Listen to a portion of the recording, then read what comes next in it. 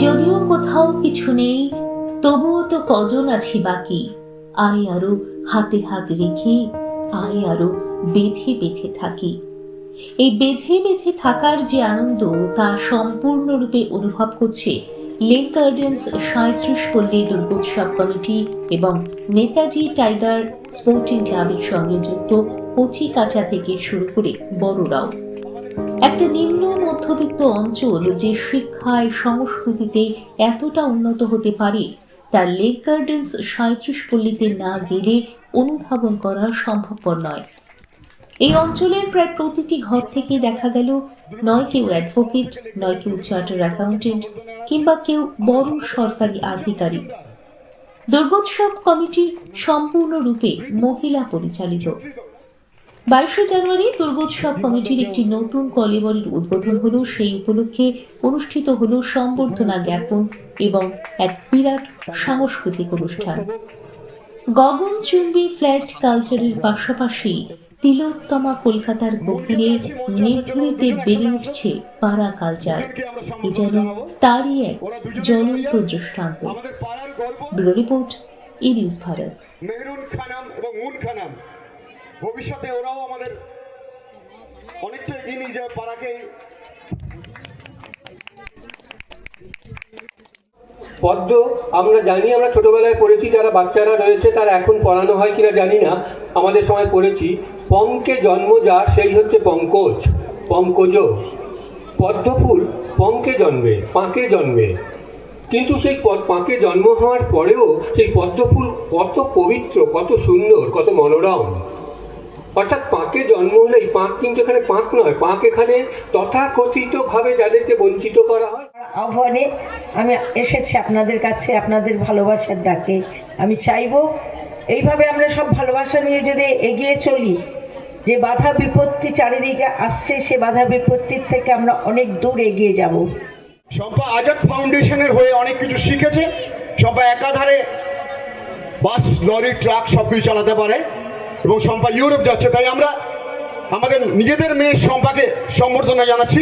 সম্বর্ধনা জানাচ্ছেন আমাদের ৯২ নম্বর ওয়ার্ডের পৌর প্রতিনিধি মাননীয়া মধুসন্ধ্যা দেব মহাশয়া।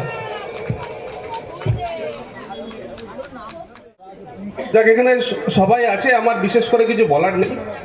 আমরা যারা আমাদের লয়ার টিম রয়েছে এখানে, আমরা কিন্তু আমাদের এই পুরো এই পল্লীবাসীবৃন্দ যারা রয়েছে তাদের পাশে আমরা থাকার জন্য এসেছি এবং আগামী দিনে আমাদের সবাইকে আপনারা পাবেন। এই বলে আর দীর্ঘায়িত করবো না, প্রোগ্রাম আমাদের শুরু হোক। ভালো থাকবেন সবাই। আর আমার এখানে মিঠুনদার প্রতি বছর রক্তদান করে। এবার নতুন সরস্বতী পূজা হচ্ছে, সেখানে আমার আমন্ত্রিত করেছে, এসেছি। আমি আশীর্বাদ করি আরও আগে বাড়ো, আরও সবার সহযোগিতা করুক, আমরাও তার পিছনে থাকবো, ঠিক আছে। আর সবাইকে সঞ্জয় রায় আমাদের সন্তান সম ও CISF-এ আছে, দেশ রক্ষা করছে, কাশ্মীরেও পোস্টিং ছিল।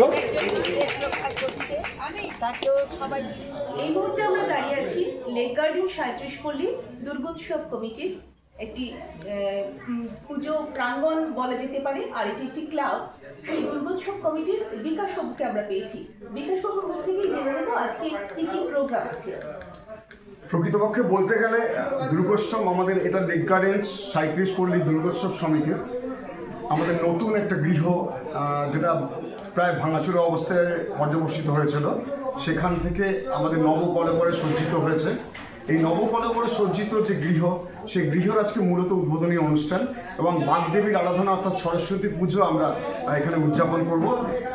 কিন্তু আজকে অ্যাকচুয়ালি আমাদের এই দুর্গাপুজোটা এটা সম্পূর্ণভাবে পরিচালনা করেন কিন্তু মহিলারা। দুর্ভাগ্যক্রমে তারা এখনও একটু বুঝতেই পারছেন, মহিলাদের একটু সময় লাগে তৈরি হতে আর কি। তারা হয়তো মেকআপ টেকআপ করে তৈরি হয়ে আসছেন। ওদেরও আপনারা কারো সাক্ষাৎকার নিলে আরও বেশি ভালো হবে। তো আমাদের এই পাড়া অনেক পুরনো, দীর্ঘদিন যাবৎ আমাদের এই পুজো হয়। ১৯৭৮ সাল থেকে আমাদের এই পাড়া দুর্গাপুজো শুরু হয়েছে এবং আমাদের এই দুর্গোৎসব সমিতির যে নতুন কলেবরে যে আমাদের গৃহ সম্পূর্ণভাবে রূপায়িত হয়েছে, এর জন্য আমরা নেতাজি টাইগার স্পোর্টিং ক্লাবের কাছে আন্তরিকভাবে কৃতজ্ঞ। কারণ হচ্ছে ওদের সর্বত সহযোগিতা ব্যতি রেখে আমাদের এই যে গৃহ এই নতুন কলেবরে বা নবকলেবরে যে সজ্জিত হয়েছে তা সম্ভবপর হতো না। এবং এই নেতাজি টাইগার স্পোর্টিং ক্লাবের সকল সদস্যরা সবসময় আমাদের পাশে থাকেন, এবং বিশেষ করে আমি একজনের নাম উল্লেখ করছি, যদিও সে তার নাম বলতে পছন্দ করেন না, দিব্যেন্দু দাস, যে মিঠুন বলেই অধিক পরিচিত। তার আন্তরিক সহযোগিতা এবং তার সাথে তাদের যে প্রত্যেক মানে সদস্যরা আছেন তাদের একনিষ্ঠ সমর্থন এবং সাহায্য আমরা সবসময় পেয়ে থাকি, এবং এই পাড়ার যে কোনো কাজে কর্মে তাদের সহযোগিতার হাত সবসময় 37 পল্লী দুর্গোৎসব সমিতির দিকে প্রসারিত থাকে। তো এছাড়াও আমাদের কাল পুজো আছে, এবং আজকে সেই পুজোর উদ্বোধন এবং এই নবকলেবরে যে গৃহসজ্জিত হয়েছে সেই গৃহসজ্জার উদ্বোধন উপলক্ষে আমাদের এখানে একটা বিচিত্র অনুষ্ঠানের আয়োজন করা হয়েছে। তাতে বিভিন্ন ধরনের শিল্পীরা তাদের সঙ্গীত পরিবেশন করবেন, এবং আমাদের দেখতেই পাচ্ছেন আমার চারপাশে আমার নাতি নাতনি ভাইপো ভাইজেরা রয়েছেন। এরাই আমাদের মূল শক্তির উৎস, যাতে ওদের জন্য আমরা একটা সুন্দর ভবিষ্যৎ তৈরি করতে পারি, যাতে ওরা বলতে পারে যে আমরা এমন একটা জায়গায় বড় হয়েছি যাতে সঠিক মানে পরিচালনা ওদের করে যাতে সঠিক দিক নির্দেশ আমরা করতে পারি, যাতে ওরা ভবিষ্যতে জীবনে ভালোভাবে বড় হয়ে ওঠে এবং সুশিক্ষায় শিক্ষিত হয়। আমরা যাতে ওদের সবসময় গাইড করতে পারি, প্রার্থনা করবেন। একই রকমভাবে ই নিউজ ভারত যে আমাদের কাছে এসছে, তাদের সহযোগিতা আমরা পাবো সবসময়, এই আশা রাখছি।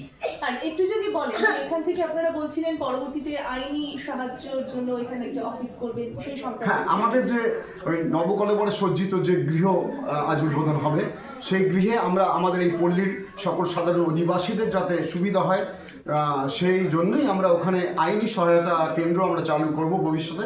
যাতে ধরুন এখানে মূলত আপনারা নিশ্চয়ই দেখেই বুঝতে পারছেন, মূলত নিম্নবিত্ত মানুষ বা গরিব দৈনন্দিন রুটি রোজগার মাধ্যমে তাদের জীবিকা নির্বাহ করেন, সে ধরনের মানুষজনের বাস আমাদের এই পল্লীতে। তো ওই সমস্ত মানুষজনের তথাকথিতভাবে দিয়ে যে তারা বিশাল খরচা করে আইনি সহায়তা নেবে, সেই ক্ষমতা তাদের খুবই কম। সেই জন্যই তাদের সহযোগিতার হাত প্রসারিত করার জন্যই তাদের পাশে আমরা সর্বতভাবে থাকার উদ্দেশ্য নিয়েই এই আইনি সহায়তা কেন্দ্র আমরা ভবিষ্যতে চালু করতে চলেছি আমাদের ওই গৃহ থেকে। এছাড়াও আমাদের আরও পরিকল্পনা রয়েছে যে free medical check up camp, যাতে আমরা মানে ওখানে প্রতিনিয়ত ডাক্তার, সে হোমিওপ্যাথি, অ্যালোপ্যাথি এবং তথাকথিত আয়ুর্বেদিক চিকিৎসক এদেরও বসানোর আমাদের পরিকল্পনা রয়েছে। এছাড়াও আমাদের এখানে এই আমাদের যে আরেকটি জিনিস আমাদের এখানে আছে, এখানে একটা বিদ্যালয় গৃহ ছিল যেটি বর্তমানে বন্ধ। আমাদের এই দুর্গোৎসব সমিতি এবং বিশেষভাবে নেতাজি টাইগার স্পোর্টিং ক্লাবের সদস্যদের সক্রিয় সহযোগিতায় আমাদের ওই নবকলেবর ওই গৃহটির নির্মাণ কার্য আমাদের শুরু করেছি। আমরা প্রার্থনা করব, আপনাদের কাছেও আমরা সহায়তা চাইব, আপনারা আমাদের সর্বতভাবে সহযোগিতা যদি করতে পারেন ওই নবকলেবরের সজ্জিত গৃহের জন্য, যাতে ওখানে আমাদের পাড়ার ছেলেমেয়েরা পড়াশোনা করতে পারেন।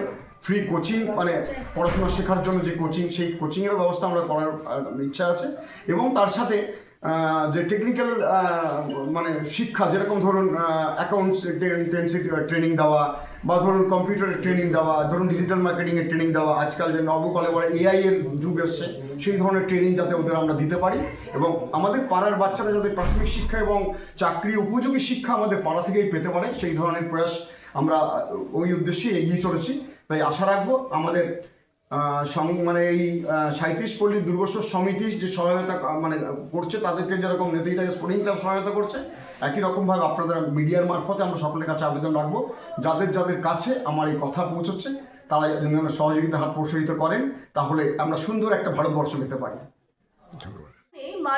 মানুষের জন্য এই কথা আমরা বলতে কিন্তু সবসময় পারি না, কিন্তু আজ এখানে দাঁড়িয়ে লেক গার্ডেন্স 37 পল্লীর আজকের এই উৎসবের দিনে, আজকের এই সন্ধ্যায় দাঁড়িয়ে আমরা হয়তো জোর গলায় বলতে পারি মানুষেরই জন্য।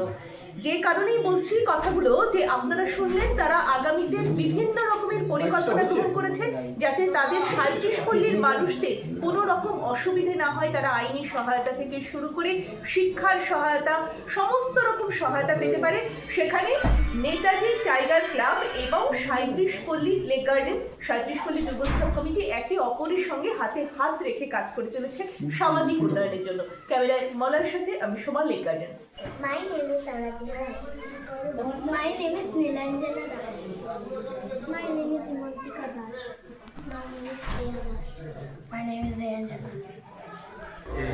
এবং শুনলাম যে সেই লিগাল সার্ভিসের জন্য ওরা চিন্তা ভাবনা করছে, এখানে অনেক অ্যাডভোকেটকে দেখেছেন।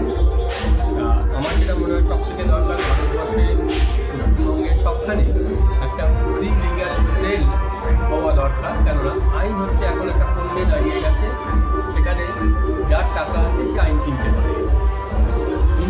এই অর্থে যে বড় উকিল দিতে পারে, সেটা এক ধরনের কেনা। যার টাকা নেই সে উকিলের অভাবে দরজায় দরজায় ঘুরে ফেরে, যার জন্য আমরা একটু আগে শুনছিলাম 37 পল্লী দুর্গোৎসব কমিটি মহিলা পরিচালিত দুর্গোৎসব কমিটি, সেই কমিটির আপনি সম্পাদিকা। একটু নামটা বলবেন প্রথমে। টুসি পার্ক।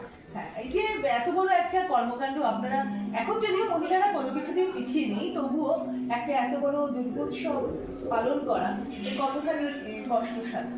কষ্টসাধক বলতে আমরা গ্রুপে কাজ করি যেহেতু কষ্টসাধক সেরকম মনে হয় না। আর আমাদের প্রত্যেকটা কাজ খুব প্ল্যান করে করে হয়, তার জন্য আমরা মানে এই কমিটি ঘরটাকেও যে আমরা তৈরি করেছি সেটাও একটা অনেক বড় প্ল্যান করে করেছি। ইভেন আমাদের পরবর্তীকালে ইচ্ছা আছে যে আমরা একটা ফ্রি কোচিং সেন্টার করবো, একটা হেলথ চেক আপের ব্যবস্থা করবো এবং ফ্রি লিগাল অ্যাডভাইজার, যেটা এখন খুব দরকার। কারণ প্রত্যেকটা ঘরে ডোমেস্টিক ভায়োলেন্স বা নানা রকম জিনিস হচ্ছে, সেখান থেকে আমাদের উঠে আসতে আমরা মহিলাদেরকেই যদি সাহায্য করি, আমি মনে হয় আগামী দিনে 37 পল্লী দুর্গোৎসব কমিটি যে মহিলা সংগঠনটা সেটা আরও বড়। আপনাদের এখানে দেখলাম প্রচুর অ্যাডভোকেট, সে মহিলা এবং পুরুষ প্রত্যেকেই অনেক দেখলাম অ্যাডভোকেট রয়েছে আপনাদের পাড়াতে, তো সেক্ষেত্রে তারাও নিশ্চয়ই আপনাদের একদম তারা আমাদের সহযোগিতা করেও প্রত্যেকটা কাজে, এবং তার থেকে আমরা প্রচুর সহযোগিতা পাই, এবং আগামী দিনেও তারা লিগাল অ্যাডভাইসটা যে দেবে সেটা ফ্রি দেবে। তা আপনাদের টিমে মোটামুটি কতজন আছে? 100-র বেশি, মানে অ্যাক্টিভ 100-র বেশি। আর ইভেন আর যারা আছে মানে বয়স্করা, তারা মোটামুটি চেষ্টা করে থাকা, মানে যদি শরীর পারমিট না করে তাহলে তো কিছু করার নেই, কিন্তু চেষ্টা করে সম্পূর্ণভাবে থাকা, সহযোগিতা করা। একটু আপনাদের বলবেন। আরতি সিংহ, সমাধান, পিয়ালি যান। এমন একজন পেয়েছি, মানে আমাদের দিদিকে পেয়েছি বলতে গেলে, যিনি দশভুজা বলতে যা বোঝায় তিনি ঠিক সেই রকমই। 4 হুইলার, যে কোনো 4 হুইলার, সে গাড়ি থেকে আরম্ভ করে ট্রাক পর্যন্ত উনি চালাতে পারেন। এছাড়াও উনি আর কি কি পারেন? প্রথমে দিদির নাম জিজ্ঞাসা করবো, তারপরে সবটা জানিয়েছি। দিদি নাম? আমার নাম শম্পা সর্দার। অ্যাকচুয়ালি ব্যাপারটা হচ্ছে আমি আজাদ ফাউন্ডেশন নামে একটা অর্গানাইজেশনে রয়েছি, যারা নাকি সমস্ত যারা প্রিভিলেজ এরিয়াস, যাদের কাছে ফিনান্সিয়াল ব্যাকগ্রাউন্ড নেই, যারা ডিভোর্সি, সেপারেশন, মানে বেসিক্যালি যাদের কাছে ওই চাকরির সুযোগ বা এডুকেশন কম হলে যেরকম চাকরির সুযোগ কম, তো সেই সমস্ত মহিলাদেরকে নিয়ে মানে এই 2 হুইলার 4 হুইলার এরকম ট্রেনিং দেওয়ানো হয় এবং সেখান থেকে তাদের প্লেসমেন্ট করা হয়। তো আমি এই আজাদ ফাউন্ডেশন থেকে আমি এই ট্রেনিং করেছি, করার পরে আমি সেখানে অ্যাজ আ লেডি ট্রেনার সেখানে আমি 4 চাকা শেখাই মেয়েদেরকে, এবং স্বনির্ভরশীল যেটা, তো সেখানে বহু মেয়ে আজ নিজেরা কলকাতার বুকে ক্যাব ড্রাইভার হয়েছে, গাড়ি চালাচ্ছে, নিজেরা নিজেদের আর্থিক উপার্জন করছে এবং স্বাচ্ছন্দ্যভাবে জীবনযাপন করছে। ঠিক ওই রকমইভাবে আমিও আমার স্ট্রাগলটা এইভাবে স্টার্ট করি, এবং এখন আমি আমার লাইসেন্স হেভি হয়েছে, এবং যেটা হয় যে একটা নেক্সট অপরচুনিটি আমার কাছে এসছে যে আমি বিদেশে গিয়ে ট্রাক ড্রাইভার, তো এটা আমার কাছে একটা বিরাট বড় অ্যাচিভমেন্ট এবং পাওয়া, যেটা কারণ আমি মনে করি আমরা ছেলে মেয়ে বলে এখানে কোনো বিবাদ না, কিন্তু কি যে কোথাও একটা ভাবনা চিন্তা থাকে যে মেয়ে গাড়ি চালাবে রাস্তায় বেরিয়ে, এরা তো ঘরের কাজ করে, এরা কি বাইরের কাজ করবে। তো এই যে ব্যারিয়ারটা, এই ব্যারিয়ারটা কোথাও আমাদের ভেঙে বেরিয়ে আসতে হবে, যে না কোনো কাজ, কোনো বিভাজন নেই, কাজ আমরা সবাই সবটা করতে পারি। এবং এই যে বাইরে গিয়ে আমরা সবসময় দেখেছি পুরুষরা বাইরে গিয়ে কাজ করেছে, মহিলারা বাড়িতে থেকে বাচ্চা সামলেছে, তো সেটা একটা আমার কাছে বিরাট বড় চ্যালেঞ্জ যে আমি আমার নিজের থেকে শুরু করব, এবং বিদেশে গিয়ে এই যে হেভি ভেহিকেলস, যেখানে ছোট গাড়িতে কখনো ভাবা হয়নি মেয়েরা গাড়ি চালাবে, সেখানে একটা বড় গাড়ি চালানো, তো এটা আমার স্বপ্ন যে আমি আগামী দিনে বাইরে যাব, যে সেখানে গিয়ে হেভি গাড়ি চালাবো। তাছাড়া অ্যাজ আ লেডি ট্রেনার আমি অনেক মেয়েদেরকে 4 চাকা 2 চাকা এরকম ট্রেনিং দিই, তো তারাও অনেক চাকরি পাচ্ছে, কেউ ক্যাব কিনে ড্রাইভিং করছে। তো মানে আমার কাছে এটা খুব ভালো লাগা একটা জায়গা যে আমরা মেয়েরাও এখন অনেকটা এগিয়ে এসেছি, এবং আমার মনে হয় আমাদের সমস্ত মেয়েদেরকে একটু বেরিয়ে আসতে হবে এবং নিজেদেরকে আরো শক্ত করে তুলতে। একদমই তাই, আমরা নারী, আমরা সবই পারি। পারি একদম।